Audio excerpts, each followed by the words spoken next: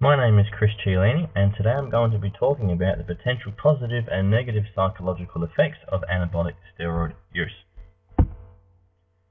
An overview of things to come, and initial impressions is that there's quite a few more negative responses than positive responses, but over the course of this presentation we'll be having a look at quite a few studies to back up my thoughts. Positive responses to start: increased confidence.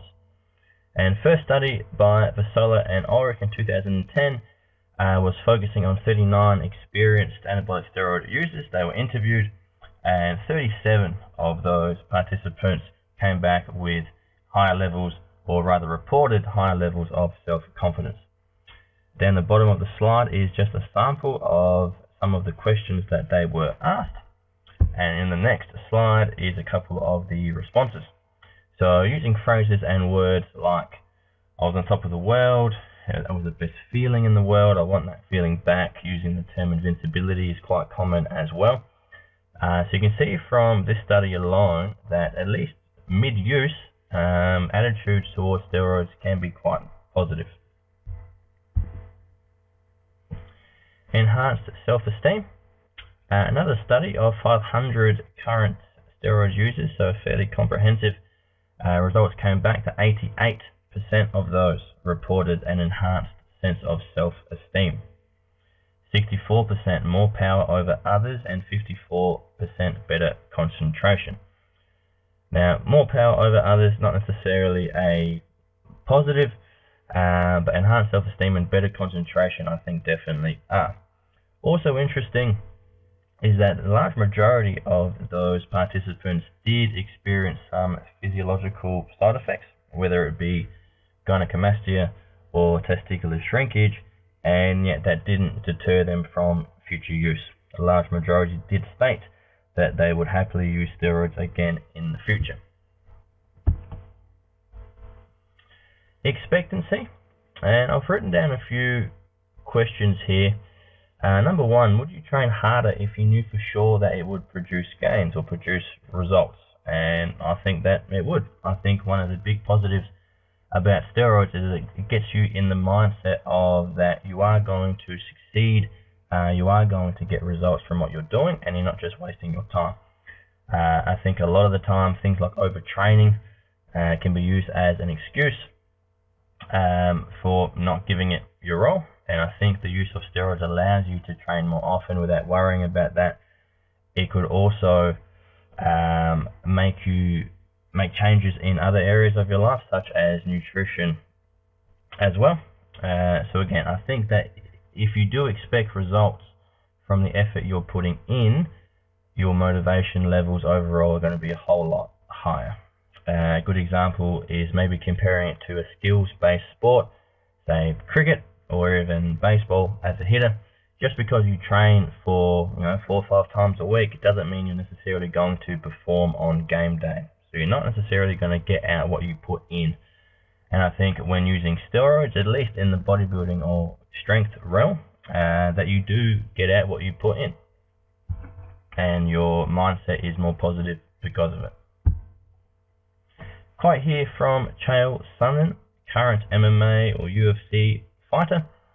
It says, testosterone is more than a performance enhancer for me. It is a life enhancer. My life is better. My attitude is better. I have more energy. I need less sleep. It makes me feel better in many different regards. It makes me a better husband, a better neighbor, and a better pet owner. So obviously this isn't a journal article. It's not a scientific report, but I still think very interesting. It's not just about sports performance. If you do have low testosterone levels or even medium, that an increase in testosterone can make you feel generally better overall, not just to play your chosen sport better or lift more weights. Potential negative effects. Number one, increased aggression, fairly common, and there has been found a positive correlation between the dosage of testosterone and the level of aggressive responses. So in a nutshell, the higher the dose, the more likely you are to show an aggressive response.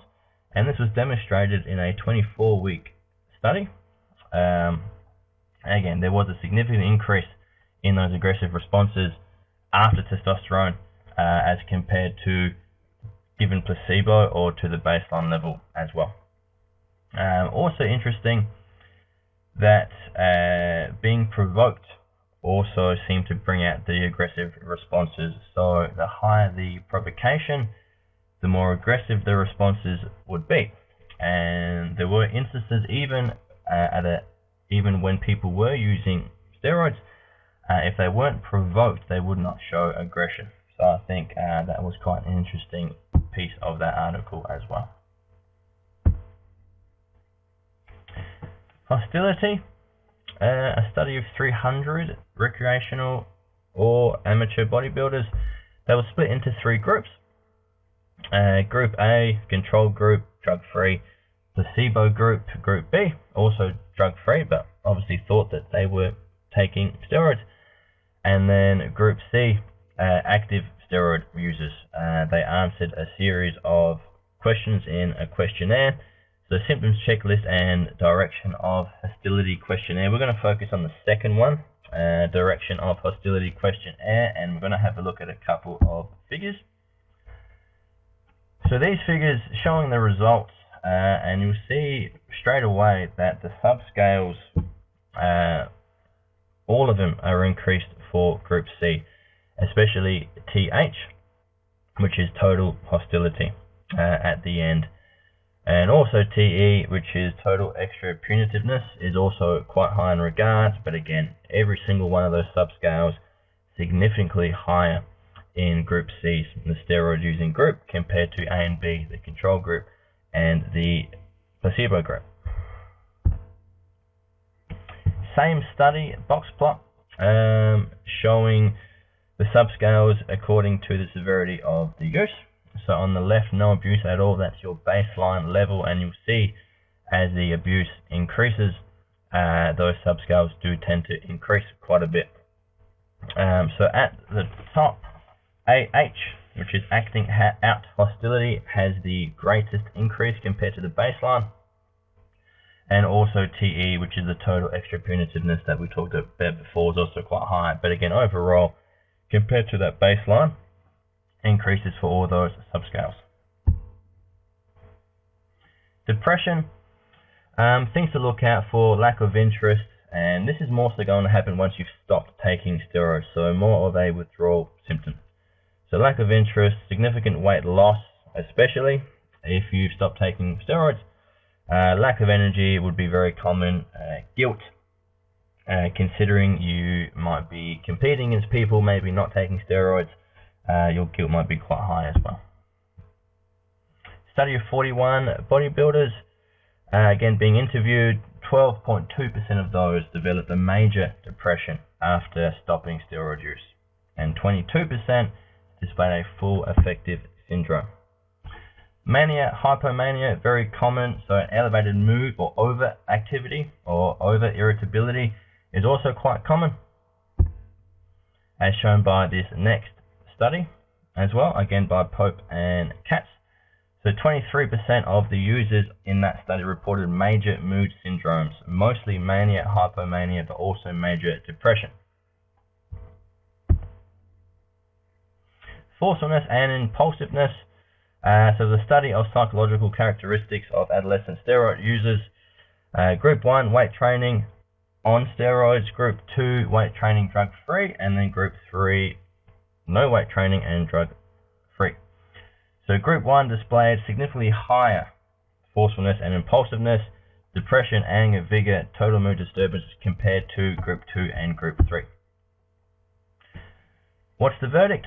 The negatives do seem to outweigh the positives, but I think the big thing is abuse. I think using steroids is probably going to be okay in regards to those negative/positive responses, but the abuse, the more you use, the more negative responses there will be. Principle of diminishing returns. Maybe steroids are just too good.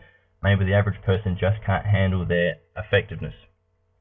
And a lot of people are going to be content with ignoring those physiological side effects and will be quite happy to continue even though they are showing those side effects. References to finish, and thank you for listening.